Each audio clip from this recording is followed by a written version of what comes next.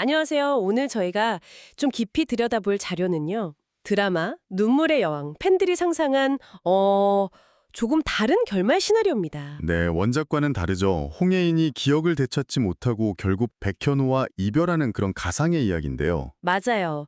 이 상상 속에서 두 사람의 관계가 어떻게 다르게 그려질 수 있었는지 당신을 위해 준비된 이 이야기 속으로 한번 들어가보죠. 네, 좋습니다. 이 가상 시나리오는 사실 핵심 설정 하나, 그러니까 기억 상실이 만약 회복되지 않고 결국 이별로 이어지면 어떨까 하는 그 질문에서 시작하는 거거든요. 아, 원작의 감동과는 정말 다른 방향이네요. 그렇죠. 어쩌면 더 가슴 아픈 그런 감정선을 따라가게 되는 거죠.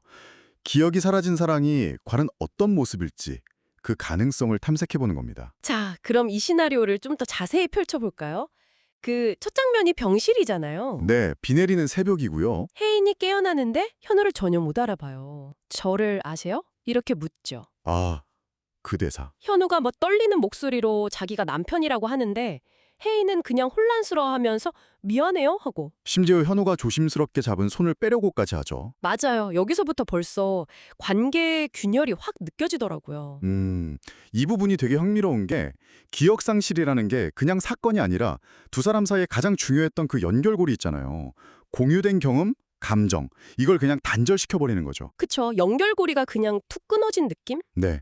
혜인의 반응은 뭐 당연히 방어기제일 수도 있지만 이미 현우는 혜인의 세상 밖에 있는 사람이 돼버린 거예요. 아, 너무 슬픈데요.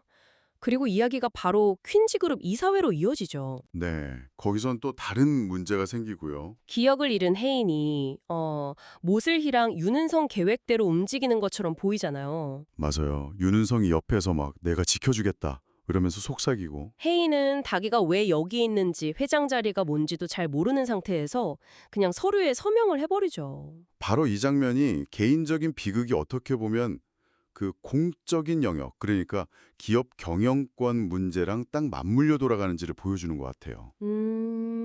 혜인의 그 취약한 상태가 이용당하는 거네요. 그렇죠. 주변 인물들의 야심을 위한 도구로 쓰일 수 있다는 가능성을 아주 명확하게 드러내죠. 좀 더 크게 보면 이 기억 상실이 단순 로맨스를 넘어서서 어떤 권력 암투의 변수가 돼버리는 거예요. 한편 현우는 이제 혼자 남은 집에서 혜인과의 추억이 담긴 물건들을 보잖아요. 사진이나 편지 같은 거. 아, 그 편지 내용. 현우라, 넌 내 삶의 봄이야. 네. 근데 그게 이제는 자기 혼자만의 기억이 되어버린 사랑이니까 보면서 얼마나 괴로울까 싶어요. 이 부분이 정말 마음이 아프더라고요. 몇 달 후에는 공원에서 우연히 마주치잖아요, 두 사람이. 네, 근데 혜인은 여전히 현우를 알아보지 못하고요. 현우가 그냥 예전에 잠깐 인연이 있었다고 약간 돌려서 말하는데, 혜인이 잠시 그를 보긴 하지만 결국엔 윤은성 손을 잡고 가버리죠. 그 뒷모습을 현우는 그냥 바라볼 수밖에 없고요. 네, 정말 아무것도 할 수 없는 그 무력감. 이 재회 장면이 어쩌면 이별의 정말 결정적인 순간을 보여주는 것 같아요. 혹시나 했던 일말의 희망마저 그냥 사라지고 이제 두 사람의 길은 완전히 갈라졌구나. 이걸 확인시켜주는 거죠. 하지 못하게 되는 거예요. 근데 혜인에게도 뭔가 완전히 사라진 건 아닌 것 같기도 해요. 이사회실 창밖을 보면서 혼자 독백하는 장면이 있잖아요. 아, 네, 그 독백. 가끔 가슴이 저리게 아프다.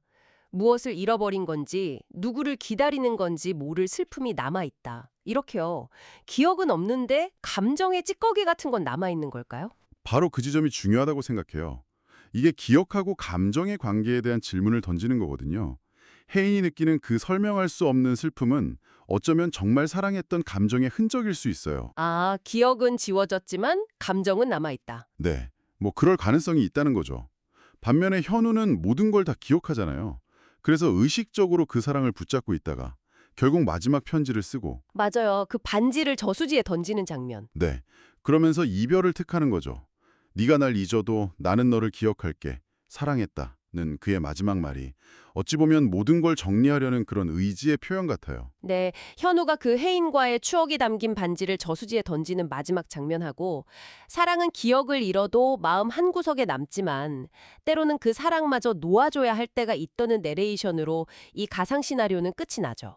그렇죠. 이 대체 결말은 결국 회복되지 않는 기억 상실, 그리고 그로 인한 완전한 이별, 이걸 이야기하는 거예요. 그리고 각자 길을 가지만 마음 한편에는 뭔가 남는 거고요. 네. 한쪽은 슬픔, 다른 한쪽은 그리움. 이런 식으로요. 사랑과 기억은 뗄 수 없는 건가? 또 때로는 떠나보내는 게 마지막 사랑의 방식일 수도 있나? 이런 좀 비극적인 메시지를 던지는 거죠. 당신에게 이 이야기는 어떤 의미로 다가오나요? 만약에 기억이 사라진다면 사랑은 어떻게 존재할 수 있을지, 아니면 홀로 모든 걸 기억하면서 살아가야 하는 사람의 고통은 어떨지, 이런 걸 생각해 보게 되는 것 같아요. 그렇죠.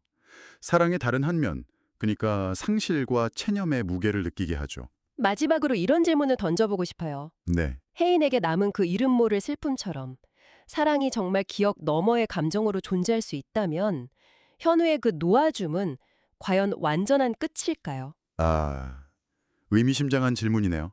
아니면 그게 또 다른 형태의 사랑의 시작일 수도 있을까요? 음, 기억하는 사람만이 할 수 있는 어쩌면 더 깊은 사랑의 표현일 수도 있겠나요?